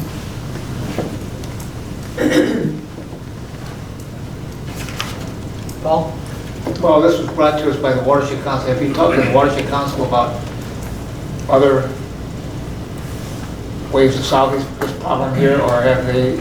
Not since we've adopted the ordinance. We have had conversations with the county about whether or not this might be a county-wide thing that hasn't produced fruit yet. I think some of the changes are I don't want to say specific to us, but it's kind of how you as a council want to deal with some of these issues. I guess, continue on that, I think that there could be a countywide thing. I think it came in and then it kind of settled, see how it was going to work. I think there's some interest in the counties. I was told that could be a countywide vote. It doesn't seem like it's going to be a state vote, countywide, or a statewide vote, but could be a countywide vote.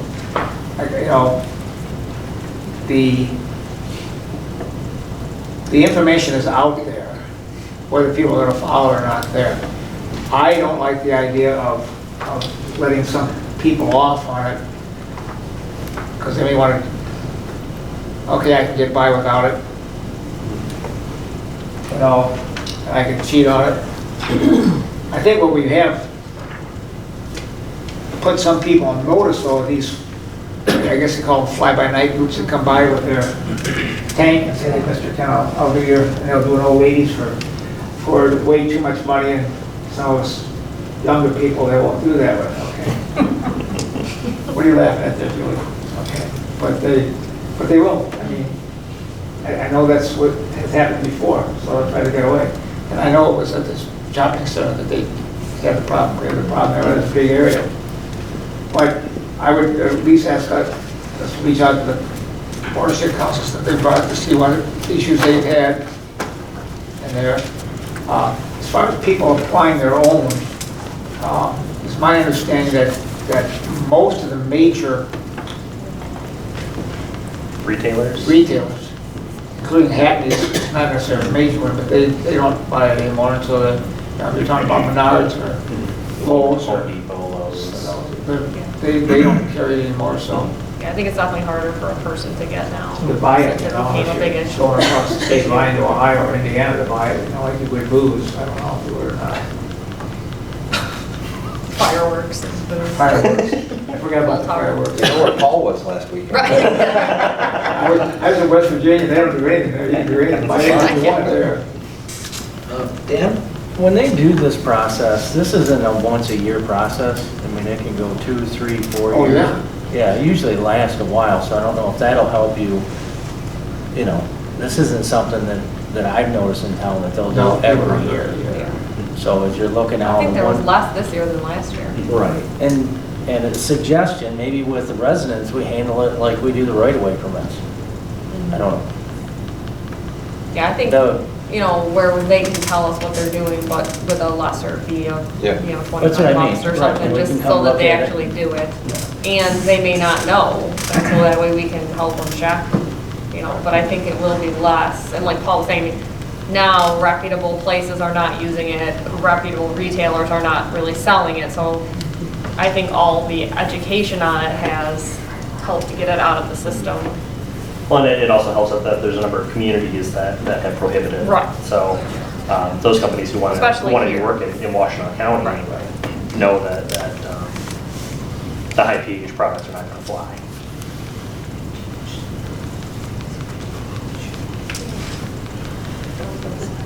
And everyone's fairly comfortable on the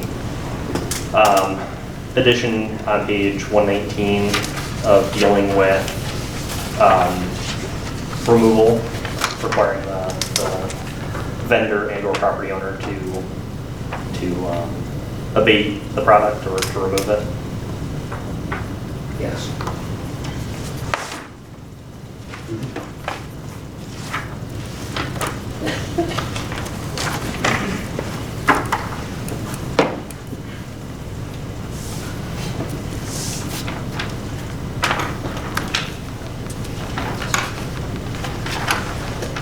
Okay, any further questions on the item L2?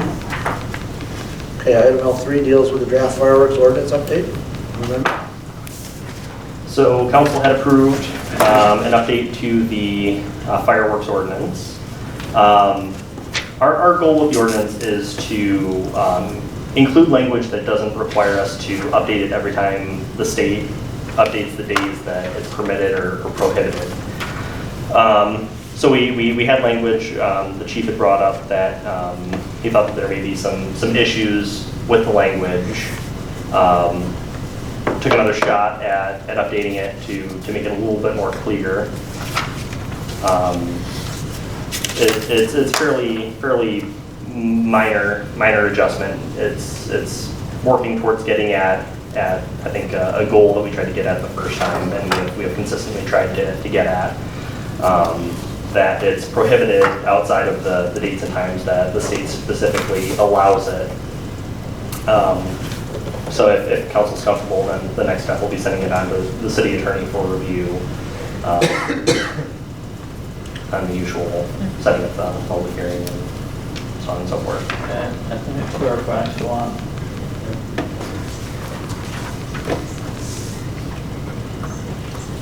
I think you're good to go on that one. Attorney.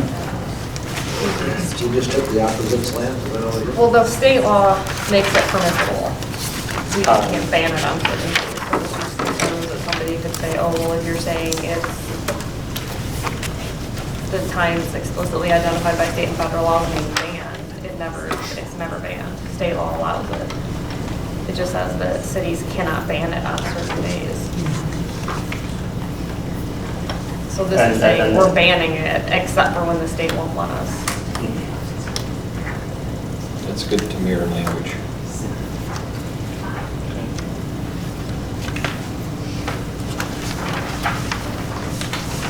State law says we can't ban it though? They list out specific dates and times in their Permissible under language. state law, fireworks. They don't ban it. And they say cities can't even ban it on those certain days. We have the ability to ban it on days that we want, except for those days. But if we say we're just going to follow state law, then it would be permissible every day.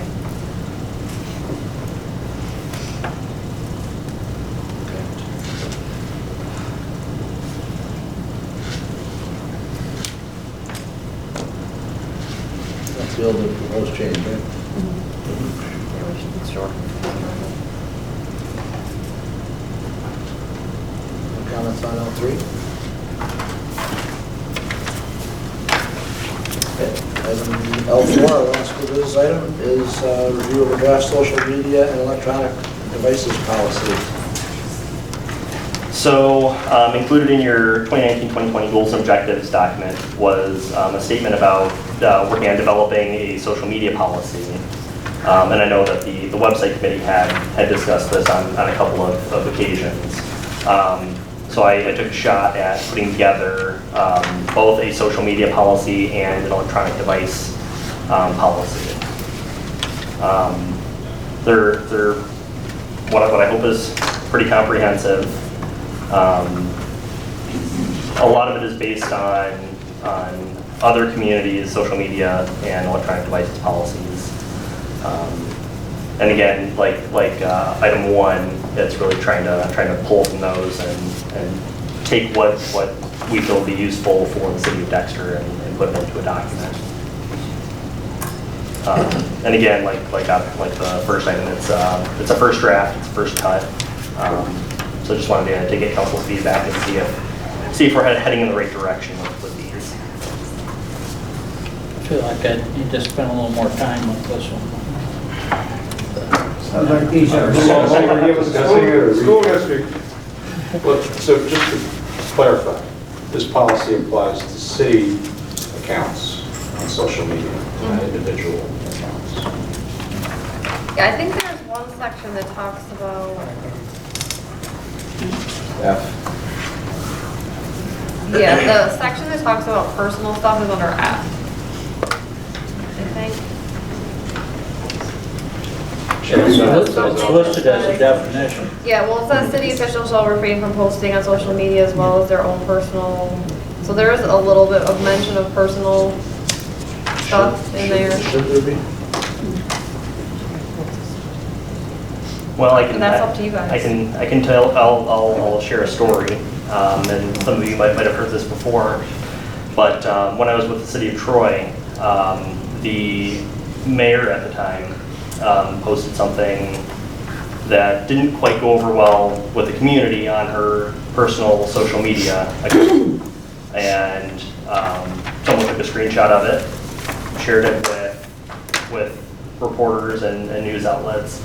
And it caught national media attention, and that item that she shared on her personal Facebook account ended up resulting in people calling for protests and not shopping in the city of Troy, and ultimately ended up in her being recalled successfully.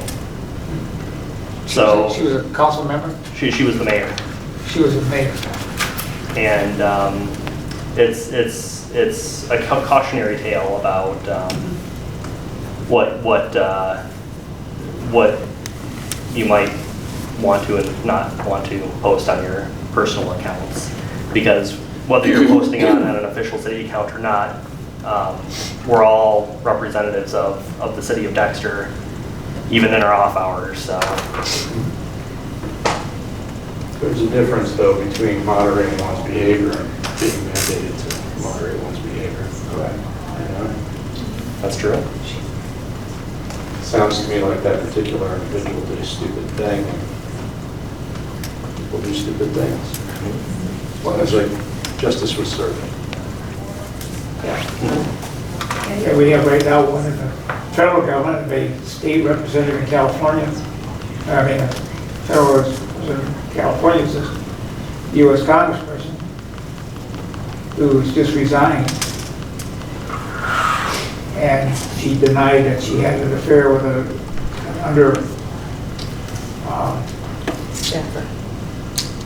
staffer, and it was theoretically because something was posted by her husband on social media, but she didn't do it, but it ended up affecting her life. She didn't have anything to do with it, posting anything. What would Pierre Delecto do? Well, there's another one of those. Well, and to your point, Scott. You know who Pierre Delecto is? Oh.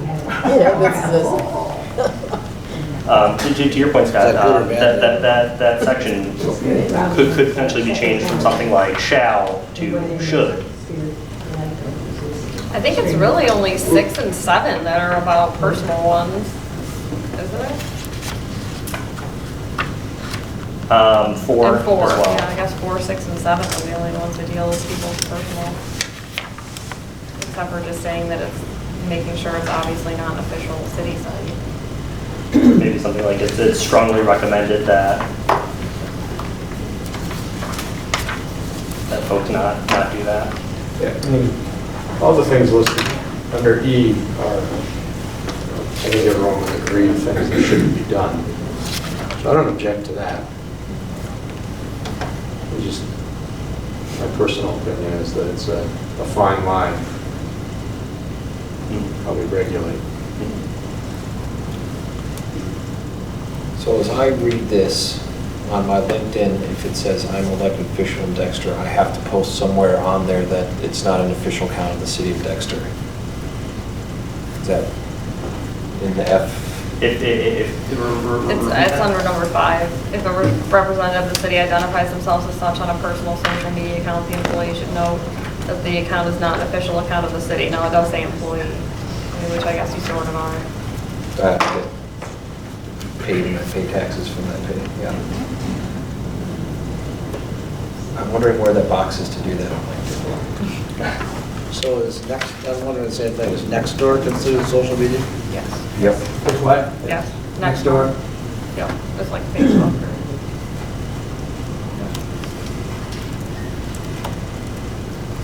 That's on the but not limited to section. So, how many, there's got to be what, how many units of government in the state of Michigan? About 1,800. How many of them have a policy like this? Probably all of them. Probably a good number of them. Probably about 15 years ago. Do we do any training with staff on intake of, now you're working for the city, be mindful of what you put on your own account? Not specifically, no. Okay, because I know the University of Michigan, they do that with their student athletes. Well, they have for maybe 10 years now. Might be something good, because I can see both ways. You don't want to regulate speech, but at the same time, imagine we had an employee who said KKK forever on the social media site, and Well, this would prohibit that. So what? This would prohibit that, which is appropriate.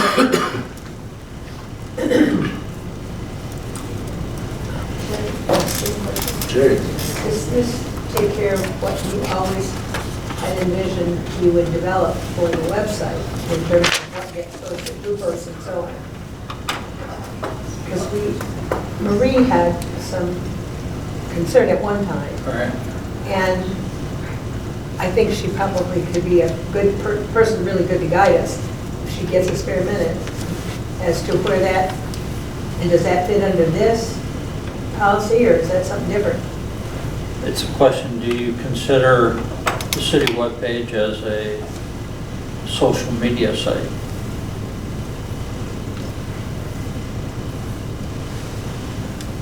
Well, the draft policy does indicate that posting on a social media site is not intended to remove the necessity of or replace postings on the website.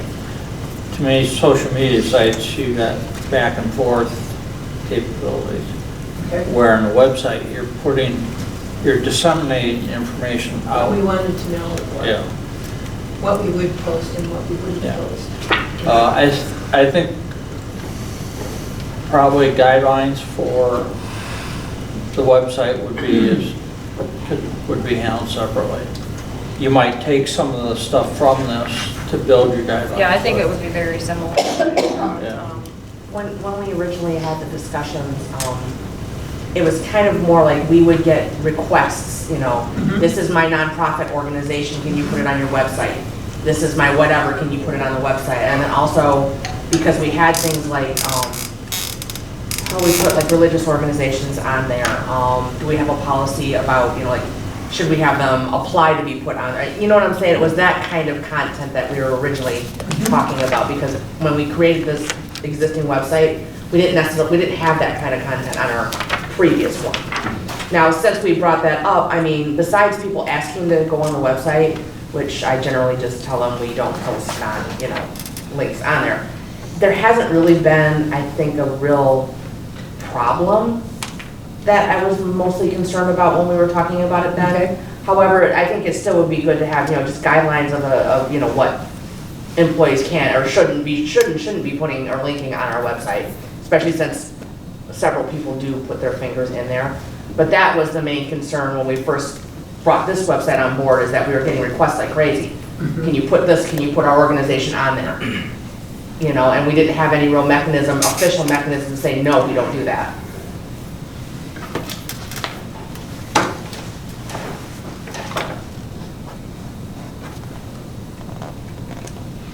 I think on page 132, the requirement that you use the assigned email is unnecessary. Which one, which was it? It's number 7.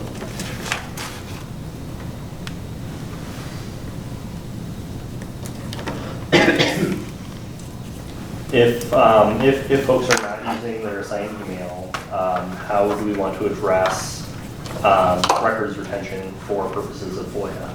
Yeah, from the planning perspective, this is important, because if you're using your own personal email and there's a FOIA request, you have to surrender your computer, your accounts, for them to be able to search through it for the FOIA.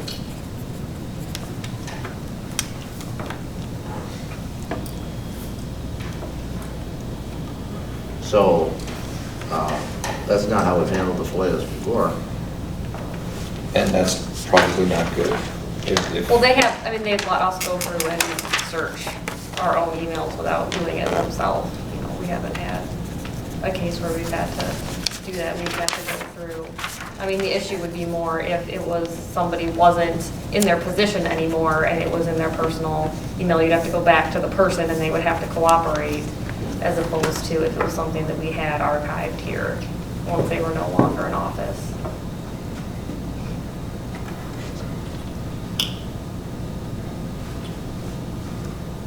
Which we could take that route instead, you know, if you do opt to use Well, like if your. you leave office, you have to archive all of your city correspondence.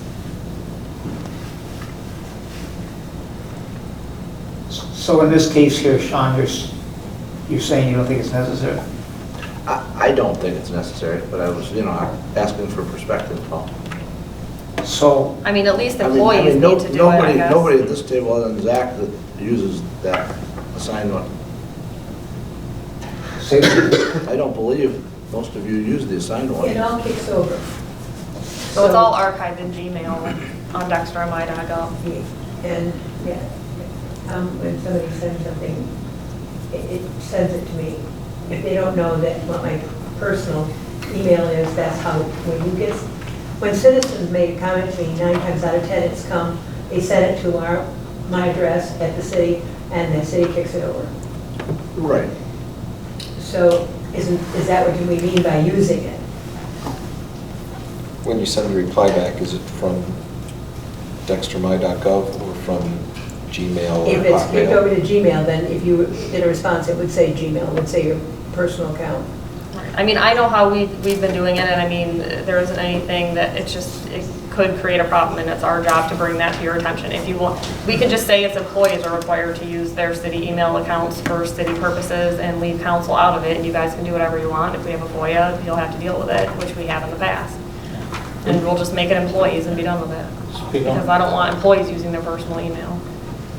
Just in regards to what Donna was saying, when you respond, you can choose who the sender is. Or CC on that. yourself. So you can change it from, your regular one to the .gov one. Or just CC D. Fisher at dextermi.gov, and then it would go in the box. Okay, we can change that to employees, so.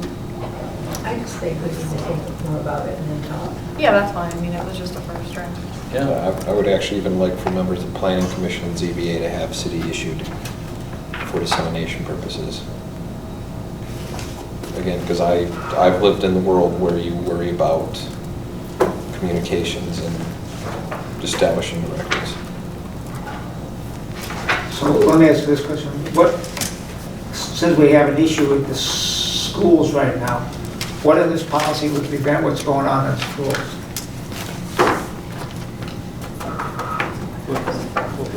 I'm not as familiar enough with that situation to answer that. I mean, I've only heard. Think about what? Barbara Reed, Mrs. Reed. The Education Association has sued her for postings that she is Say it making. again. The Dexter Education Association brought suit against her. Yeah, so did the administrators, but the board just dismissed the suit. Right. They could do the same thing with the EA. Dismiss it because of the I think technicality. that they did. I think we should, spend some more time with this. I think it's a good start. It is a good start. We just need to look into the details. Well, what's helpful is when you explain what you were going after. That makes good sense to be like, oh, I hadn't thought of that. So thanks for so far leading. So have all of these cases, have any of them gone through a court challenge through to the Supreme Court of freedom of speech? For the social media policy, Yeah. I can't say offhand. I would defer to our city attorney. I mean, my son's not an expert, but he thinks it's bullshit. Right? Okay. He says you can't restrict it. Well, we can restrict what goes on city pages. Yes, I know that. Which is what this is. Maybe what else? Number 4, 7, and 6.